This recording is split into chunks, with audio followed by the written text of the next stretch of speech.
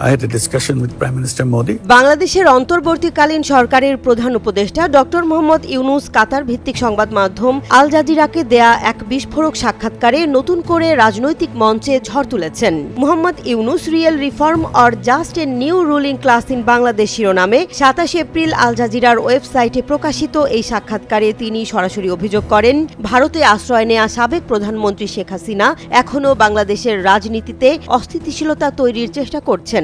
And I made it very clear that, okay, if you want to keep her, that probably is not something that I can settle with you. But definitely, while she is here, she should not be talking because it creates a lot of problem for us.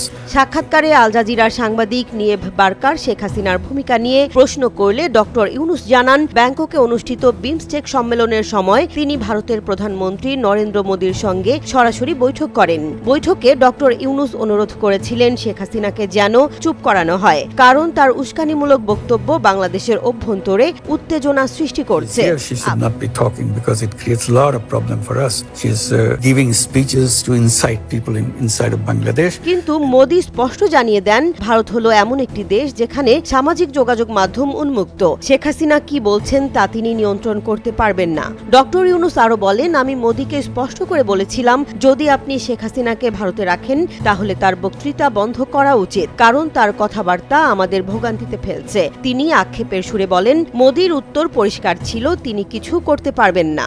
Social media is open to anybody. I cannot control that. আল জাজিরার প্রতিবেদক জানতে চান, ভারতে অবস্থান করা অবস্থায় শেখ হাসিনার বাংলাদেশ সম্পর্কে বিবৃতি দেওয়ার ঘটনাকে অন্তর্বর্তী সরকার কিভাবে দেখছে। জবাবে ডক্টর ইউনুস বলেন, আমরা উদ্বিগ্ন। তার কথায় আমাদের দেশের পরিস্থিতি আরো উত্তপ্ত হয়ে উঠছে। Giving speeches to incite people inside of Bangladesh. বিশ্লেষকদের মতে এই সাক্ষাৎকার নতুন করে ঢাকায় ও দিল্লিতে রাজনৈতিক উত্তাপ বাড়াতে পারে। শেখ হাসিনার রাজনৈতিক ভূমিকা ও ভারতের অবস্থান নিয়ে এখন নতুন করে প্রশ্ন উঠছে, ভারত কি সত্যিই নিরপেক্ষ থাকবে নাকি অতীতের কোনো সম্পর্কের দায় টানবে?